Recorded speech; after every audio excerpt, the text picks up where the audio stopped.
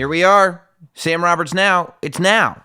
So it's time for Sam Roberts Now. Welcome back to the gorgeous, vivacious, brilliant Not Sam Studios. I hope everybody's having a great weekend. It's Saturday at the time of this live broadcast. Everybody commenting along. I already see you in the YouTube comments. Don't forget, if you want to watch live, just subscribe to the channel, and you'll be able to watch live when this show goes. Or if you're perfectly satisfied watching the recorded version, then watch the recorded version. But either way, make sure you're subscribed to the YouTube channel here. Make sure you follow us on Twitter. Sam Roberts Now is the social media name across the board. We're on Instagram, we're on Twitter, we're on Facebook. We're all over the place, and we'll be using all of those platforms as well as this wonderful YouTube platform for all that they're all worth as the days and weeks and months progress. Solo show today. We'll be doing, I told you, there'll be people here in the Not Sam Studios. But you'll find out when they're here. It's exciting like that. That's the fun of the whole thing. So, for those of you that listened on Friday morning to SiriusXM, we did Jim Norton and Sam Roberts, and Paul Scheer was in studio. Paul Scheer, of course, one of the stars of the brand new movie, The Disaster Artist. I hadn't seen it at the time. The Disaster Artist is about the making of another movie called The Room, a movie that I've been obsessed with and talked about for years at this point. The Room is known as being the best bad movie of all time. It's the worst movie ever made. And the reason why it's categorized like that, and the reason why I think people look at it with like hero worship, is because it's bad in a way that like every alternative comic has tried to duplicate for years. It's The Room is the movie that every show on Adult Swim, you know, all like the stoner shows that they try to do things wrong on purpose because it's funny, like to create this environment of chaos. And it is funny. Some of those shows are great, but all of those shows are all striving to be what The Room is. And the reason why The Room is so successful at it is because the guy who wrote, directed, produced, funded, and starred in it, as well as the head of marketing for it, Tommy Wiseau, it came from his soul, right? He was truthful when he was making it. He was trying to make a great American drama, and instead created this thing that has gone down as in the annals or anals of history. And it's amazing what it's become. So The Room, whoa. That must have been my headphones. I bet I'm losing battery in my headphones. The Room, which didn't affect any of you, but my headphones turned off for a second and then went boom, boom, boom, boom, boom. Maybe I'll pick up. Hang on. Let's not let that deter us. Don't think I'm not ready over here. I need to charge these things. So, The Room, boom, back in action. Like we were never gone. The Room is Tommy Wiseau's masterpiece. It's this guy, Tommy, and nobody knows where he's from, although nobody has known where he's from for years. He's always said he's American. I don't believe that because he doesn't sound American. He has a heavy, thick Eastern European accent, but I've never heard anybody with the accent before. Nobody's ever heard anybody with the accent before. Nobody on the planet sounds like Tommy Wiseau unless they're trying to sound like Tommy Wiseau. So it's not like anybody hears the accent and places it immediately. People hear the accent and they're like, I don't know what it is, but it's definitely not American. The only thing Tommy Wiseau has ever said is that he's from New Orleans, which I've been to New Orleans. I've spoken to people from New Orleans. There's probably some people watching on YouTube from New Orleans. None of them sound the way Tommy sounds. Not one. So I've asked him that before. I've had the chance to interview this brilliant genius of a man, and all he's told me is New Orleans. Move on, next question. The only person I've ever interviewed. I spent an hour with him. It's on the YouTube page if you want to search through it after this is done.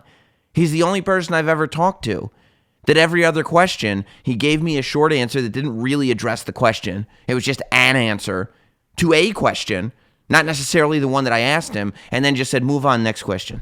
Move on, next question. And I'm like, okay. You just allow him to bully you. I felt like Jim Carrey's description of Milos Forman in the Andy Kaufman documentary that just came out on Netflix. Like, I wanted to look at Tommy and go, I have never been intimidated by another man, but Tommy, you intimidate me. You can't help it. He's got that type of aura about him. But he was on Jimmy Kimmel promoting The Disaster Artist with James Franco. And he said, well, Eastern European, but I moved to New Orleans and blah, blah, blah. And Jimmy Kimmel just said, New Orleans, huh? That doesn't sound like New Orleans. And Franco stopped it and said, whoa, whoa, whoa. What did he just say? This is new. This is new. It was like James Franco in the interview when Eminem comes out of the closet on his show. He goes, what? But in real life. Although, if you hadn't followed The Room and the legend of Tommy Wiseau and been a part of that culture for years, it wouldn't have made any impact on you. It would just be this strange man with two belts on saying he's from Eastern Europe, which you'd be like, yeah, obviously, I picked it up in the voice. So I guess that's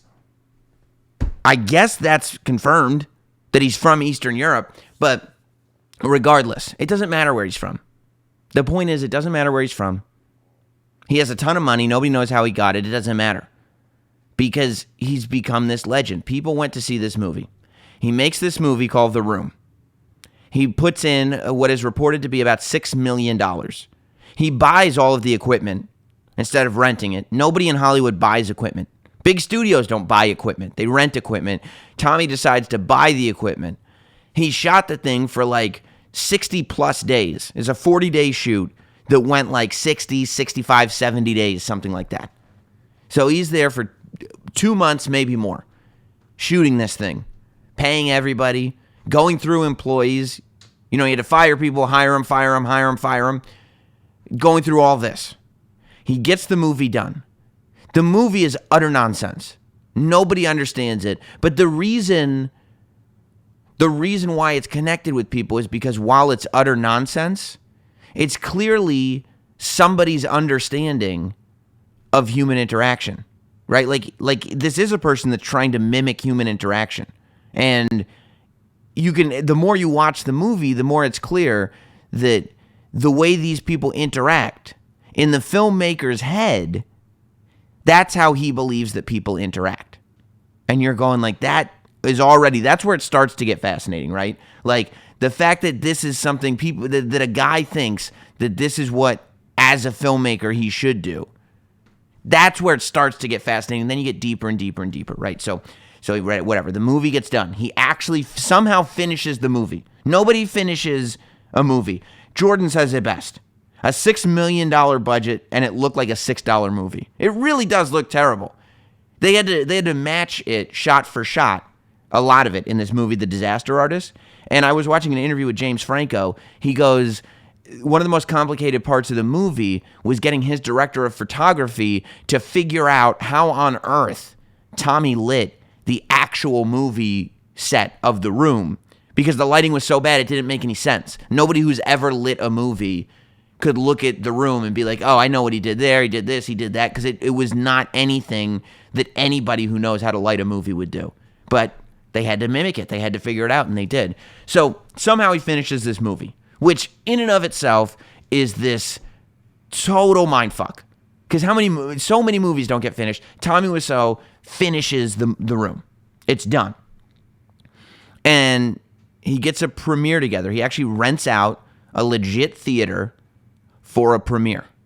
Now, his goal, the reason he makes this movie, is because he wants to be a star. He wants to be famous. He wants to be an actor. And he wants to be acknowledged as being good at something, specifically this. And part of that is he wants to get an Academy Award. He wants to get an Oscar for what he's done. So he looks into it, and I guess somebody tells him, I don't think that this is true. Somebody tells him that at that point, I think the movie comes out in like early 2000s, maybe around 2003-ish, I want to say. Everybody's got a different time that they found this movie, but I think he finally got it done. It was the early 2000s, first couple years of the 2000s. And he decides to rent a theater for the premiere. Somebody gets it in his head that at this time, the Academy has a rule that in order to be eligible for an Academy Award, a movie has to have at least a 2-week run in theaters. If you don't make it 2 weeks, if they pull you out of theaters before 2 weeks is up, you don't even count. And I guess that's because how good could a movie be if it's getting pulled after 2 weeks? Nothing gets pulled until like 3 weeks. So what does Tommy do? He doesn't rent the theater for a night so that he can show his movie on a big screen. He rents the theater for 2 weeks. You know how much money that costs in Los Angeles? He rents a legit theater for 2 weeks so he can show this movie that he made independently for 2 weeks. The total gross of those 2 weeks, $1,800. $1,800 after 2 weeks. And that's, by the way, the entire theatrical release, the first run of The Room. What do you hear now? If you hear a movie made $20 million over the weekend, you go, oh no. Oh, that's not good news for the people involved. Oh boy, somebody's losing their job over this one. That person who starred in the movie, this could be the last time they get an opportunity, but not Tommy. $1,800, and he was like, I still got some gas in the tank. I'm still ready to go. I'm Tommy Wiseau. I mean, look at the poster. Okay, so this is better. This is better. I'll show you this now. He goes out, and he also gets told that you need to have a billboard, right? Not only do you need 2 weeks in the theater, but you need to have a billboard. So what does Tommy do? You can see it there. You can see what his face looks like. He rents a billboard in Los Angeles, California. He puts his big face on it. He puts The Room. You can see all the font and everything is very, it's not even of the time back then. This is 15 years ago, 10 years ago, whatever it was. And it's not even of the time then. But he puts it all down. He puts theroommovie.com, and you can see in the top corner, RSVP, here's the phone number. At the time, that's his personal phone number.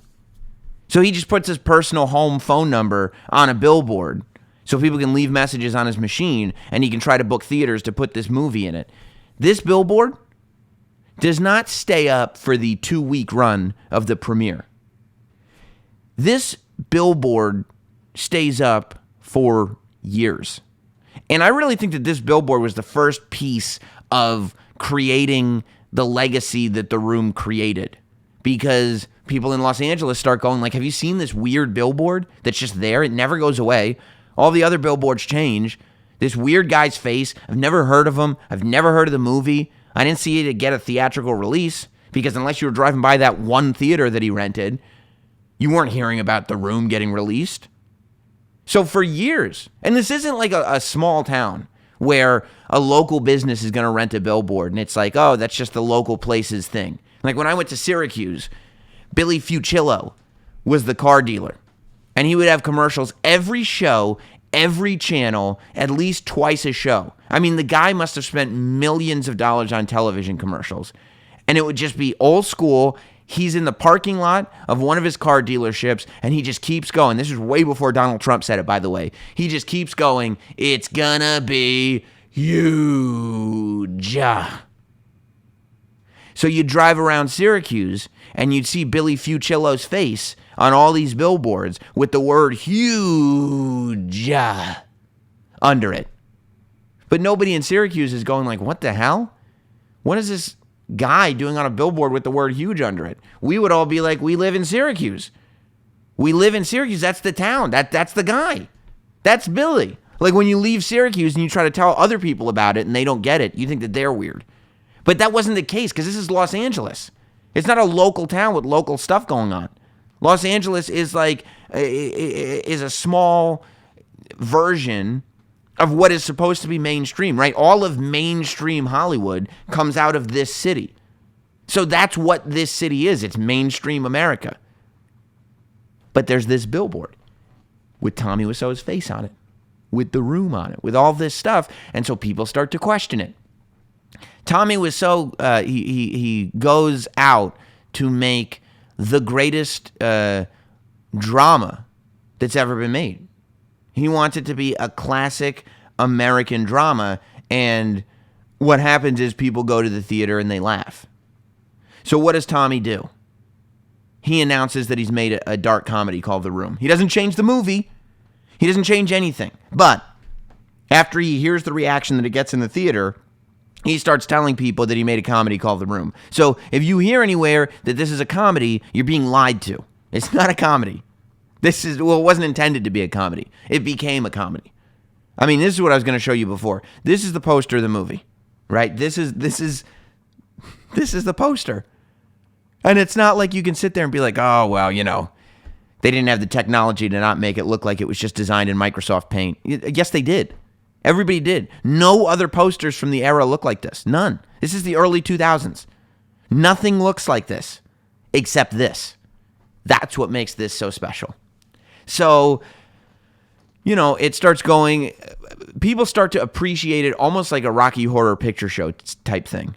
Like they start doing midnight screenings of The Room in all these different theaters, and Tommy shows up for them, and people show up, and they bring they bring stuff to throw at the screen, and there's stuff that they yell back, and there's this whole culture that develops around this film.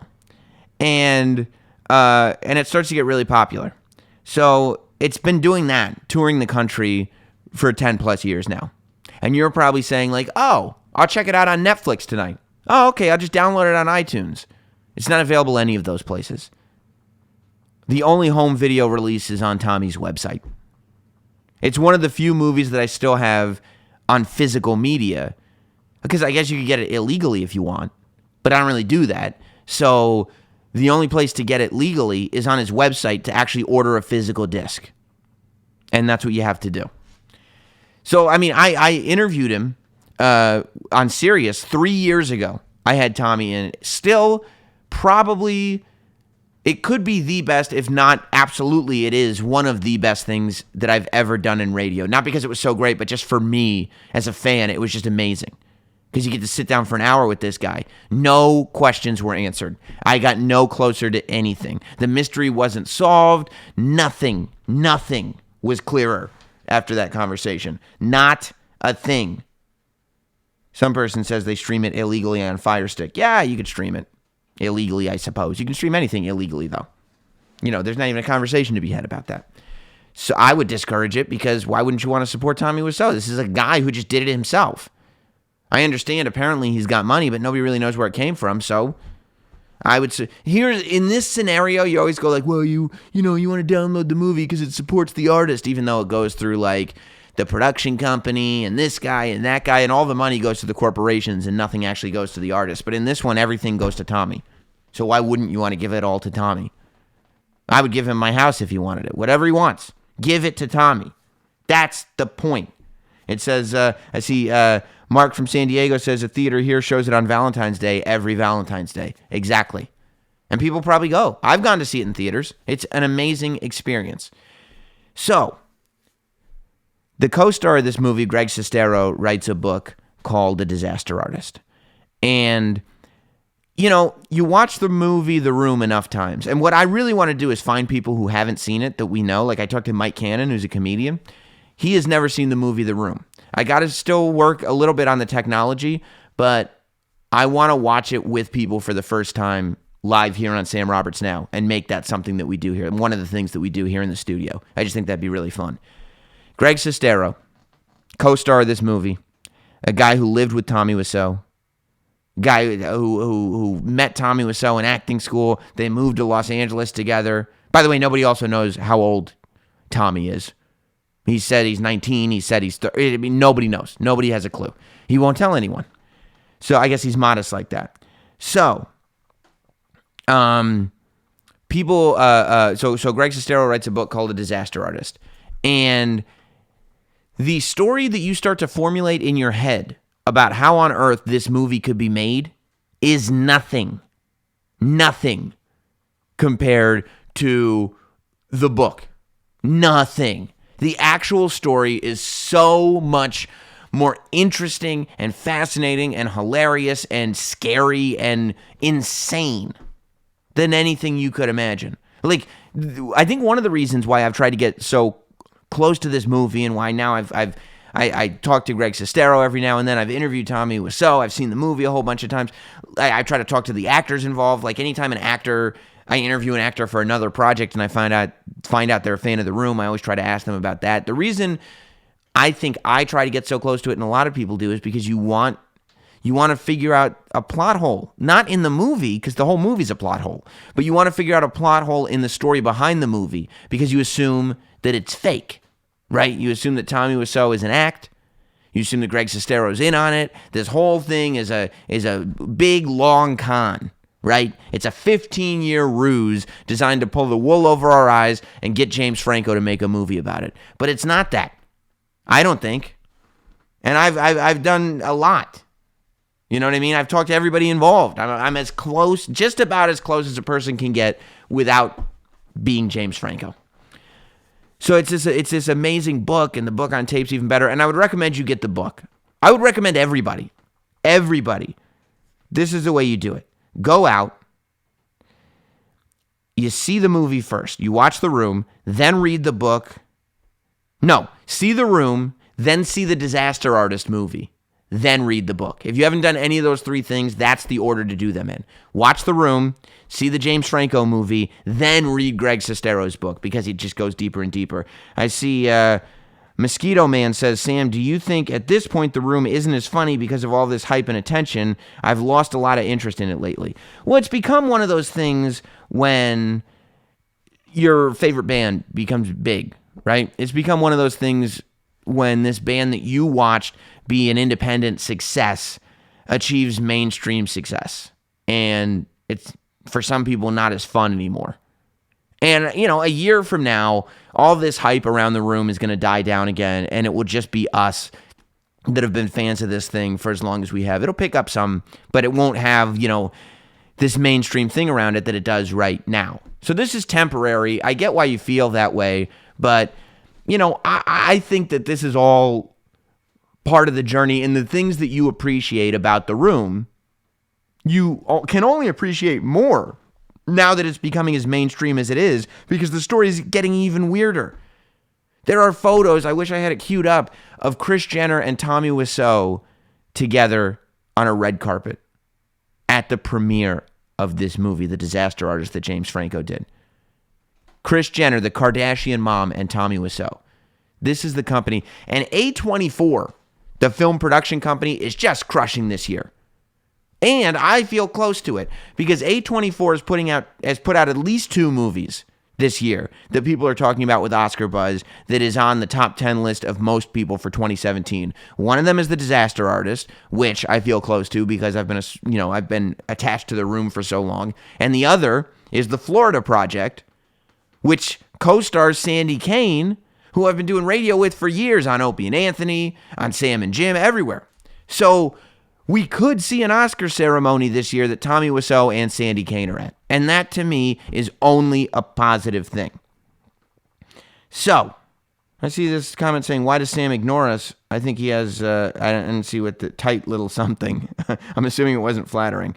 I'm not ignoring the comments. I'm just also trying to talk to everybody instead of just individual people. Lovey says Tommy is in his 60s. He's got to be, right?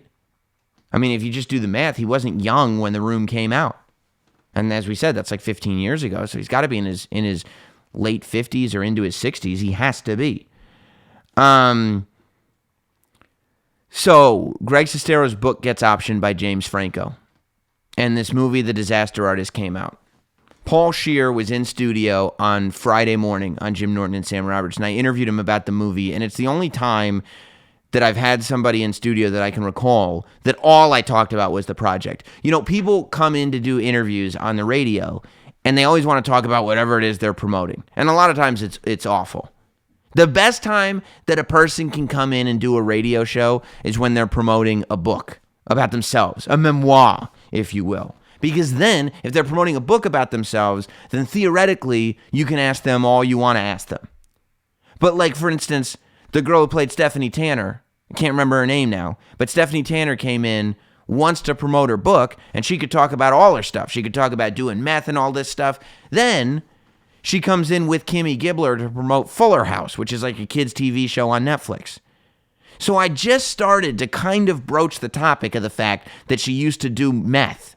Like, she used to do a lot of meth. And I feel like when you're famous and you've been public about the fact that at one point in your life you did a whole bunch of meth, that's something I should be able to broach. That's a topic I should be able to broach. That's a subject we should be able to discuss because I find that interesting. I think a lot of people find it interesting, and I feel like more people will watch Fuller House because they'll be like, oh, I heard that girl on the radio talking about meth. Like, that was incredible. I guess I'll watch whatever show it is that she's promoting. But it doesn't happen like that. She goes, no, I don't want to talk about that. And she won't talk about doing meth and stuff like that. And it's like, okay, how long are we going to talk about stupid Fuller House, though? I don't even want to talk about Full House that long, let alone the spinoff. Like, no. But regardless, Paul Scheer came in, and all I wanted to do was talk to him about the making of this movie, The Disaster Artist. And I hadn't seen it yet because The Disaster Artist came out this weekend only in Manhattan and Los Angeles, and then next weekend it's going national.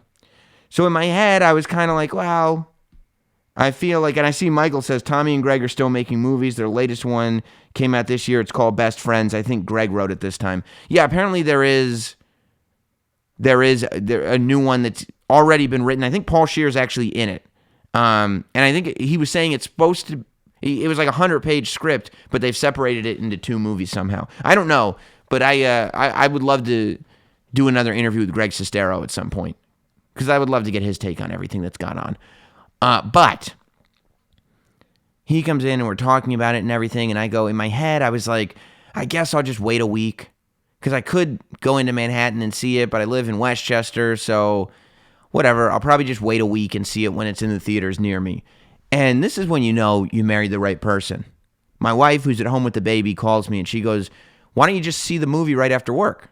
Why don't you just go, like I call her after the show and she goes, why don't you just go right now? And I said, you know what? It's in my head. You know what? Let's do it. Let's go. We're doing it. We're doing it. And I went by myself to a 12:30 p.m. showing in Manhattan and went to see The Disaster Artist on Friday because I owe it to myself. I owe it to all of you. I want to have the discussion with you now. I don't want to have to wait a week to when everybody else has seen it already and it's already kind of been talked about. Like, let's talk about it this weekend because the rest of you are really going to get a chance to see it next weekend. And I have to recommend that you see it. And I'm so glad that we're talking about it now because now I guess you'll have to get the room illegally because by the time you order the DVD, it'll already be next weekend and it gets to your house. So I don't know. However you're going to see it, just see the movie The Room. You don't have to see The Room before you see The Disaster Artist, but it will make it better if you do it in the cycle that I described. It's great. The Disaster Artist is an amazing, amazing movie. And I'll tell you the takeaway from it that people don't really talk about is, you go see The Social Network, for example, and I was so douched out at the amount of people that I was reading on social media, and these are people that I know that are inspired to be the next Mark Zuckerberg after watching The Social Network. We go and see The Social Network, and we watch this little nerd writing code on his window and creating this thing that changed the world. And we all go out there and be like, yeah, he had an idea and he stuck with it. I'm gonna go do my stuff and I'm gonna stick with it. And yeah, but we're not like super geniuses. You're not gonna come up with the next Facebook. This is the movie to see to be inspired. This is the movie to see to be like, oh my God, I need to go do something. I need to go do what I'm passionate about. Because The Disaster Artist is the story of a guy who followed his dream even though he sucked at it. That's what's relatable. We can all get behind that story. The Disaster Artist is a story of a guy who just wanted to be an actor, but he's terrible. He's not physically attractive. He doesn't have a firm grip on the English language. He doesn't understand how humans communicate with each other. But it doesn't matter. Okay, fine. You won't put me in a movie, I'll make a movie. Okay? I won't take no for an answer. Okay. So he goes and he writes this movie. It's terrible. His writing is worse than his acting. It's awful. And he's like, I'm going to direct it myself because I'm going to follow my vision. And his vision is god-awful. His vision sucks. But he does it anyway. And it becomes a success purely through follow-through. and because people were able to see something in it. Something doesn't get this popular just because it sucks. Like that's something that I think not enough people bring up. The Room is not The Room simply because it's a movie that sucks. Because there's a lot of movies that have sucked. Chairman of the Board was not a great movie. But nobody looks at Carrot Top like an icon. You know, Carrot Top, I feel so bad for because Carrot Top he doesn't get made fun of in a good way. He just gets made fun of in a way that's like, well, he's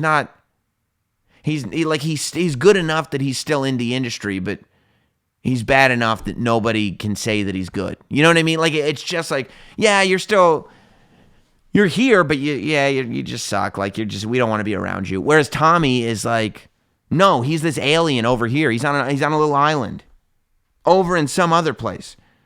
Somebody's asking, is Tommy Wiseau retarded? I don't know. He doesn't have anything wrong with his brain. Not Sam John Glory Hole, which, by the way, more of you guys in the YouTube chat should be changing your name to Not Sam something. I take your comments a lot more seriously if you're full on Not Samsonites and have the name Not Sam in your YouTube name. I don't think that's unfair. He says Plan 9 from Outer Space. It does have an Ed Wood appeal to it. And Ed Wood is another one. That's why the Ed Wood movie is so good. Because all Ed Wood wanted to do was make movies. And he sucked at making movies. He was terrible. But that's what he wanted to do. So he just kept doing it. And he didn't go over here and say like, oh, let me figure out what I'm good at. Let me do that instead. I don't enjoy it, but I'll just do that. No, for whatever reason, the universe created me in a way that my brain chemistry is off, and what I love doing, I suck at. Most people, what they like doing is the thing that they're good at. There's a few of us that what we like doing, we're not good at. But you do it anyway, because you like doing it. And you just push and push and push. If Tommy Wiseau can get done what he got done, any of us can get done what we want to get done. And that is the message of this film. Now, they did, in The Disaster Artist, like they did have to leave a couple things out to make Tommy seem like less of an asshole than the book makes him out to be. He wasn't completely not an asshole in the movie. And by the way, like there's a lot of Tommy Wiseau apparently spent a lot of time on the set of The Room naked. He spent a lot of time nude. He was just wearing one of those cock socks. I guess that's the industry term for him. You know, in nude scenes, like guys just wear like a sock. It's like a little one. It's not like a Red Hot Chili Peppers tube sock. It's just a thing. It's like a little nylon bag that you put your dick and balls into. And and there was a good chunk of the movie where James Franco was just walking around in one of those. But it's one of the first movies that I can think of that actually goes to the long shot and shows him naked, shows the sock cock. Like I like a sock cock is cock sock. I don't know. I feel like I'm saying Affleck at this point. It's been used in the production of movies before, but there's very few movies that deliberately show the sock. And this is one of them. There's pubes. It's disgusting. It's the whole thing. But it's also not like there's the tendency to be like, oh my God, James Franco was so brave for doing all those scenes nude. But he's also like, he's Shaq Diesel. You know what I mean? Franco spent a lot of time in the gym getting his body on point. I think if you look like me, it'd be brave to be walking around a film set nude. There is a weird moment during the filming of the love scene from The Room in The Disaster Artist where they're portraying what Tommy Wiseau did, and it was really uncomfortable and angry when he filmed the love scene.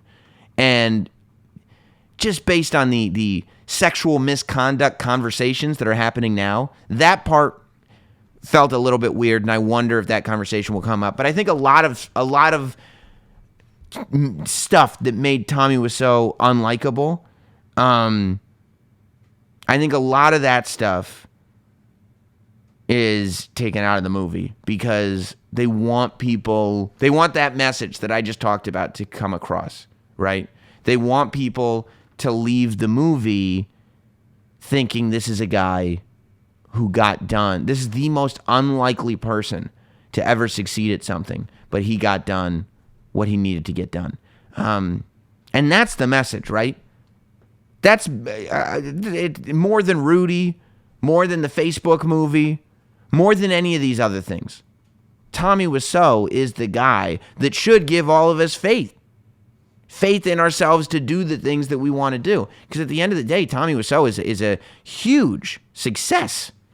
He's an enormous success. He makes his money doing what he wants to do. He travels the country with this movie, The Room.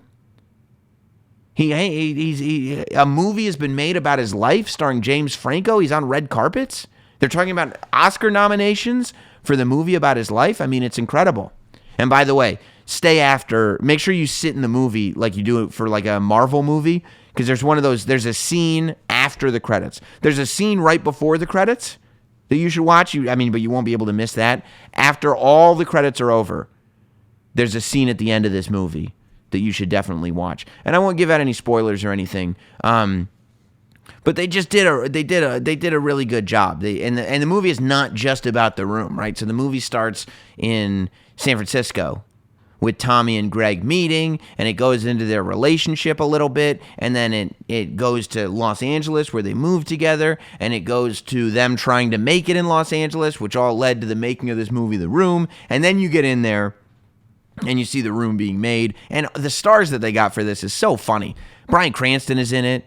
Zac Efron's in it. Megan Mullally's in it. Seth Rogen, obviously. James Franco. Zac Efron. I said Zac Efron. Brie, what's her name from Community and from Glow? Allison Brie. That's who I'm thinking of. She's in it. Tons of people. There are cameos in the beginning by like Kristen Bell. Judd Apatow's in it. It's full of stars because everybody knows about this thing. And that's what makes him the success. I see that. The Room Infinity Wars teaser. That's what it is. I wish you hadn't given that spoiler. I wish you hadn't given that spoiler out in the YouTube chat just now. It is the Room Infinity Wars spoiler. I see it. Tommy gets the Infinity Gems and alters reality. That's right. That's right. So I had high expectations, obviously, as you can tell from the back history, because this is all just stuff that I've been obsessed with this movie for a long time. I had a lot of expectations going in, and there was a lot left out, as there is in any movie based on a book.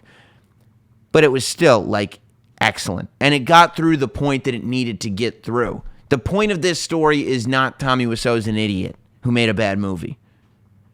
The point of this story is the most unlikely of people was successful in this place that you would have never thought that he would have been successful. And I think that's a valuable message to get out there for all of us, right? Like we shouldn't be watching whoever. We shouldn't be watching big stars and being like, one day I'll be like that guy. One day I'll be the next Harvey Weinstein. Oh, never mind. You can't watch Tarantino movies and be like, one day I'll be the next Tarantino. No, you won't. People did that with Kevin Smith after Clerks came out.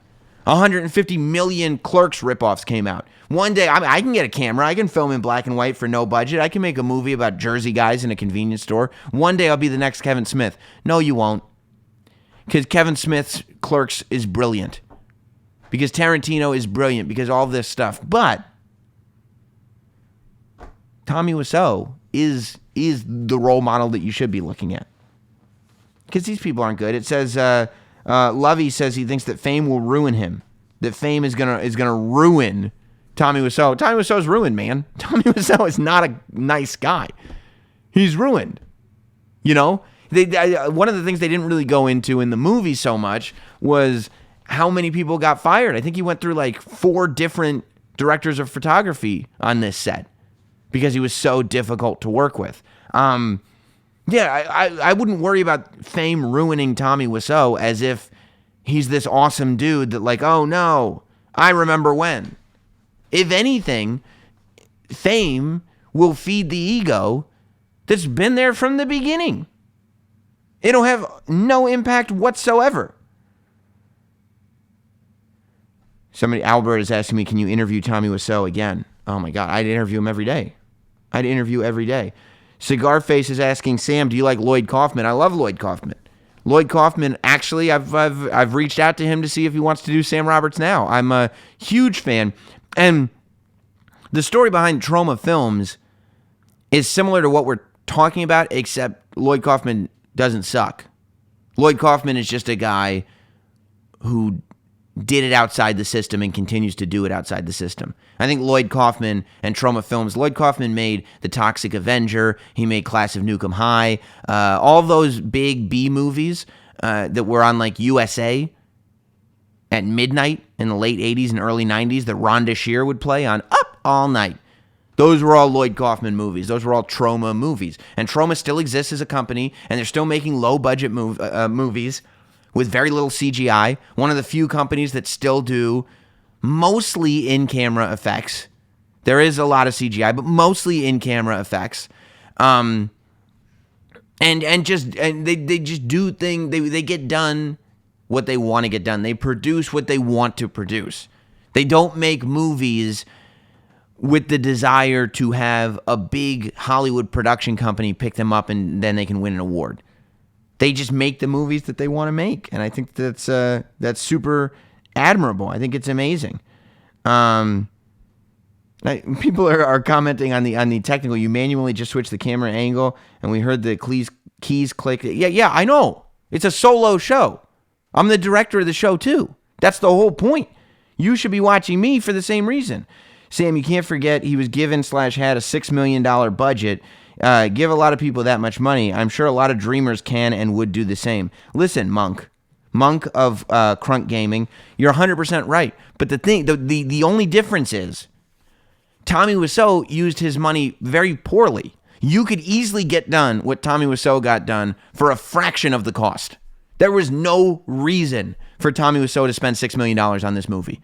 I challenge you, without reading the book, or watching The Disaster Artist, or using the information that I've given you on this show today, go back, watch The Room, and explain to me how on earth that could possibly cost $6 million. There's no way. It's got no distribution. It's never on TV. There's no commercials for it. You didn't have to pay to get it, a product placement on the shelves of stores, on iTunes, on anything like that. Nothing like that. You explain to me how that movie could cost $6 million. Kevin Smith, on the other hand, same guy, Monk, says he put himself into debt to make Clerks. Yeah, but yes, I'm not saying don't look up to Kevin Smith, but what I am saying is Kevin Smith made an amazing movie. Like, a lot of people would be discouraged because they would make a movie that's not amazing. Most of us, if we went out to make a movie, it wouldn't be amazing. The point is, regardless of budget, Tommy Wiseau made a movie that was far from amazing and has become a success from it because he just kept pushing. He just kept pushing and pushing. It's not about the fact that he spent $6 million. It's about the fact that he spent what he had. Whatever money he had available, just spend it. Who cares? Money is not issue. Money is not concern. I told you, Greg, money is not issue. That's what he kept saying. You wouldn't explain where it was from. Why do you worry? Money is not issue. Wiseau sold me on this 3 years ago. Yeah, man. It's true. It's true. It really is. It really is amazing stuff. So, if you have access to The Disaster Artist, try to go out and see it this weekend. If not, go out and see it next weekend. Everybody's really good in it. I was trying to, again, the only drawbacks are the stuff that wasn't included. And as fanatical as I am, I would have been happy with a 4-hour movie. I watched the movie, I've seen both Steve Jobs movies. I'm also obsessed with Steve Jobs. And I've seen both of the Steve Jobs movies. And universally, I think people think the Ashton Kutcher one is terrible, and the other one that came out that Danny Boyle directed is pretty good. Personally, I don't like either of them. I didn't like the Danny Boyle movie at all, but that's because I was so close to it. That's because I had read the Steve Jobs book cover to cover, the audio version, but it still counts as cover to cover. I had read the Steve Jobs book cover to cover. I had read every article. watched every documentary, whether they were skewed to just be, positive or just be like, oh, Steve Jobs, he might have invented the iPod, but what you don't know is he got angry a lot. Let me tell you about that. Oh, can you believe he was an asshole? Who cares if he was an asshole? If he changed the world? That's another lesson. If you can change the world, you can be an asshole. It doesn't matter if you were an asshole if you change the world, period. But because I was so close to the Steve Jobs story, I didn't think that either movie did it any justice whatsoever. So I knew going into The Disaster Artist, there was a risk that I was going to sit there and be like, this didn't do it justice. But it did. And part of the reason was, I would imagine that Aaron Sorkin wrote the Jobs movie, Danny Boyle directed it, but originally it was David Fincher directing it. And I bet that none of those people were Steve Jobs fanatics. I'll bet they read the book and were like, there's a story here, and wrote a story. But Franco, Seth Rogen, all the actors involved, these were all people that were fans of the movie, The Room, that were fans of Tommy Wiseau, that were fans of the story, right? And that's key. Those are the people that wanted to tell the story in the right way. And when I first heard the movie was going to get made, I assumed that what we were going to see was like a love note to it, basically a fun movie made for people like me and some of us in the YouTube chat right now. That, a movie that those of us obsessed with The Room would all enjoy.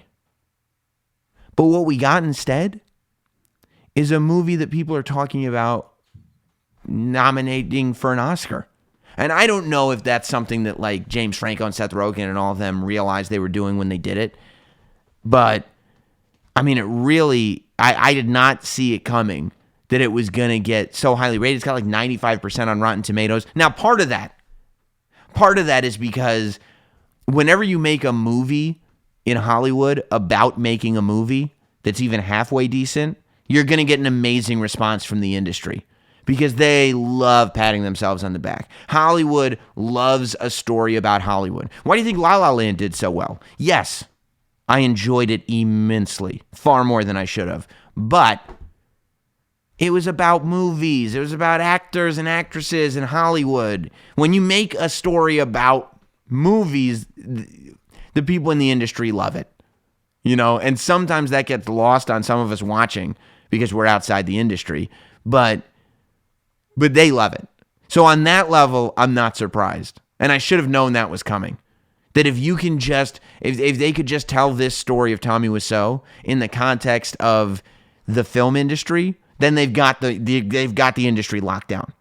They've got the film critics. They got everybody locked down. Now they've got to take that story and go over here. And even though it's in the context of the film industry, talk about it in the world of this is a real guy who had a dream that made it happen, right? Because that's where we can all relate.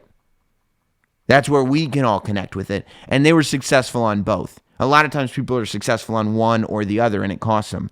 But, yeah. We were successful on both. I see Bob Worrell says, I am watching The Santa Claus 2. See?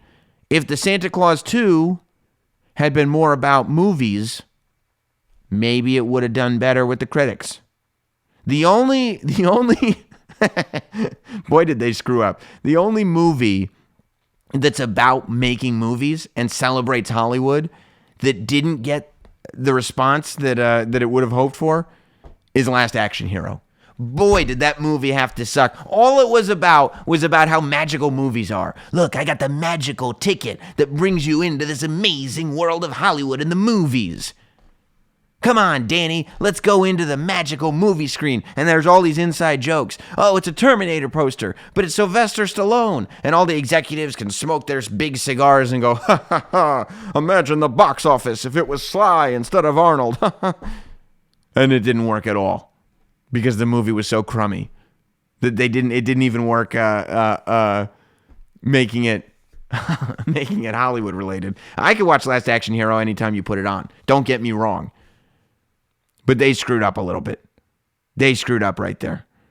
Somebody's asking headphones for a solo show. Does it block out the sound upstairs? You're Jessner yoga instructor. You're going a little too far. for a joke. But I like to monitor the sound, okay? I'm the last professional broadcaster. The last professional broadcaster. What about Santa with Muscles? That film was underrated. It was. It was. Blake R. says, how dare you? Last Action Hero was very fun. I didn't say it wasn't fun.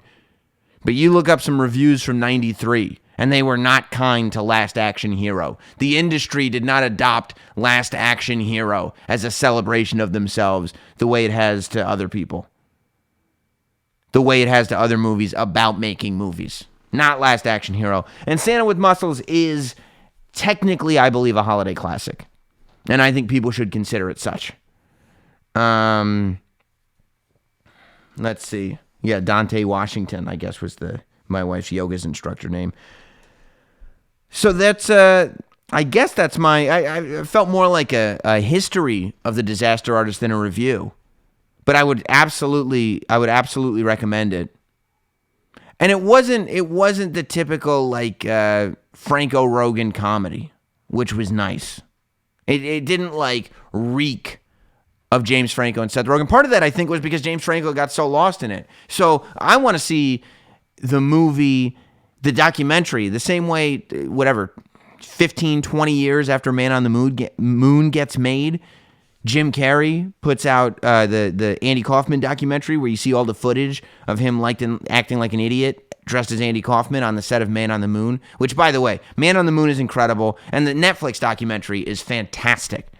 You should all see it because Jim Carrey, if you haven't already, Jim Carrey is on the set of Man on the Moon, and he's so method that he's making Milos Forman talk to him like he's Andy, and when Tony Clifton scenes are happening, it's Tony Clifton on set. It's amazing how much footage exists from the thing. But James Franco directed and starred in this movie, The Disaster Artist. He played Tommy Wiseau, but he was method about it, and he stayed in character the whole time. So even when the scene has to be cut and he's got to direct another actor's performances, he's still talking like Tommy. Go over there. Now, he couldn't have fully been Tommy Wiseau. He must have just kept the accent. Because that's what I was thinking, right? Like, if you're method Tommy Wiseau and you're the director of The Disaster Artist, you would have to do a shitty job, because how could Tommy Wiseau do a good job directing the movie about the movie he didn't direct well, right? If he could direct The Disaster Artist well, The Room would be a great directed movie. But it's not. So he couldn't have been. So maybe he just kept the accent. But it had to have been weird the whole time. Go over there. Okay, Seth. No, more. Do something with curses. I would love to see all the outtakes in the footage, because James Franco fully committed himself. When I was talking to Paul Scheer about it on the radio, he said that at the table read for the movie, where all the actors get together and they just read the script for the first time just to figure out what the flow of this thing is, he was already in full Tommy gear. Tommy Wiseau, not Tommy Gear, like Tommy Hilfiger gear. That would have been funny if they were like, just so you know, James Franco is going to come to the set in full Tommy gear. And he just shows up with like the red, white, and navy on, like, what's up, guys? I'm in Tommy gear. So he said that Franco was already at the table read, fully Tommy Wiseau, and that throughout the making of this film, Paul didn't really know James Franco before. Like, he knew him from filming it, but he hadn't hung out with him. And after the movie was over, he still hadn't hung out with James Franco because he had been acting like Tommy the entire time. I would love that table read I see to be a fly on the wall. The whole thing. I really did send a couple texts to try to get on the set for an on-set visit to The Disaster Artist. I have never had the feeling of wanting to be a part of a movie as much as I did with The Disaster Artist, and I was no part of it whatsoever. My feelings were not met with any sort of affirmation at all. But regardless, that doesn't matter, because now I've gotten to see the movie, and it's great. It's so much fun. It is so much fun. But I would be bothered if I was making a movie, right? Like, if I was like, okay, I get to make this movie with James Franco. I get to meet James. We get to hang out. Because that's part of it, right? I don't care what anybody says. Even if you already are famous, if there's somebody in a movie that's more famous with you, it's got to be fun to get to hang out with them a little bit. It's got to be kind of exciting to be like, yeah, I'm going to get to hang out with James Franco. I'm going to get to hang out with Seth Rogen, blah, blah, blah. That's what I would be thinking if I'm doing Man on the Moon. Oh, cool. I know our relationship isn't going to last beyond this movie, but at least for the time being, at least for 6 weeks or however long the movie shoots, if you're Tommy Wiseau, 2.5 months, I'll be able to hang out with this famous dude. That's cool. To get to set. Or Daniel Day-Lewis. I'd love to hang out with Daniel Day-Lewis. I'd be so pissed if I got a role in Lincoln, and I was like, oh, cool, maybe I'll be friends with Daniel Day-Lewis. And I get there, and I just had to hang out with Abraham Lincoln the entire time. Yeah, I got it, Abe. Let me guess, you're not going to lie, are you? Honest Abe. Nice hat. I'd be so pissed. And he's talking like that the whole time. And I'm like, I don't even think that's how Abraham Lincoln talked. Oh, yes, it is. Yes, it is how I talk. I did a little research. You sound like Daniel Plainview to me. But I'd be annoyed if an actor was Method. I'd be like, oh, cool, I get to hang out with Christian Bale. No, I'm Batman. You got to go Method for Batman? It's a comic book movie. No, it's real life, because I'm really Batman. The voice doesn't even sound good. What are you doing Method for? What do you mean Method? I'm Batman. Okay, all right, Christian, thank you. I got it. You think Tom Hardy was doing that stupid voice? Batman, I'm Bane. No, he was probably walking around just talking like Tom Hardy because the voice was ridiculous. I'm going to sit there doing that forever. It's a comic book movie. But yeah, so I wouldn't have gotten to hang out with James Franco if I had been on this movie at all. Can you interview the dignity you lost here? I've never had any dignity to begin with. Denny from The Room lives here in Arizona, and I met him twice, says Albert. I would love to talk to Denny from The Room. That is one of the weirdest characters ever. Really just odd. There's a scene in the movie, which I believe happened in real life, where this, I think Josh Hutcherson plays Denny in this movie. Josh Hutcherson from Hutchinson, whatever his name is, from the big Hunger Games movies. He's like a huge star. And he's in this movie about making The Room, but at one point he's like, how old is my character supposed to be? And Tommy goes, like you, like 15 or 16-year-old boy. And he goes, I'm 26. And Tommy says, same thing, move on. There's no answers to anything. Nobody knows what's going on ever. Nobody knows. All right, let's wrap up the show. I was supposed to, I'm going to the movies tonight. Originally, when I planned to go to the movies tonight, I thought I was going to see Disaster Artist until I found out that it didn't come out until next week here, so that's why I saw it yesterday. I think I'm going to go see that Billboard movie. With all this talk about Tommy Wiseau billboards. I think I'm going to see the 3 billboards in the whatever town it's in. You know, it's supposed to be really good. I've heard only good things about it, and the Rotten Tomatoes score is very good. So I'm looking forward to that. I'll go see that, and then I'll probably come home and watch House of Hardcore on Twitch. All right. Don't forget to subscribe to the YouTube channel. If you've missed any of this, I'll, of course, post the entire video, as well as clips. There's a Sam Roberts Now YouTube channel that you should also subscribe to that just has some clips broken down. I don't know what I'll break down from this episode since we basically only talked about one thing. But I don't know. If you've got any suggestions, feel free to tweet it at Sam Roberts Now. That's on Twitter, Instagram, and Facebook. Follow us on all 3. Make sure you're subscribed to this YouTube channel as well as the Sam Roberts Now YouTube channel. And for anything and everything else as it pertains to Not Sam and all of you Not Samsonites, go to notsam.com where I post everything. All right? All right. I'm reading all the comments. Have you seen the billboard with James Franco on the way out? Says one person. Yeah, James Franco remade The Room billboard. And he put a phone number and everything on it. And the phone number goes to a cell phone that apparently, at least at one point, James Franco actually had. And it's Franco doing Tommy Wiseau on the voicemail. It's incredible. It's incredible. C. Not Sam says, thanks, Sam, for spending time with us. Love you. Love you too, buddy. Love you too. I see you, J. Cola. Thank you, Sam. All right. Get some tonight, says Not Sam Tommy Brand Muffins. We're going to do it. We're going to do it. I think I'm going to... do that too. I think I'm going to I think that's what I'll do. I'm going to go see that Billboard movie. And I'll probably watch House of Hardcore on Twitch. And then I will try to get 7 minutes in heaven with my wife. That's my plan for the evening. Hope you all have a good weekend, and I will see you next time here on Sam Roberts Now. Goodbye, everybody. Let's make this smooth. Yes.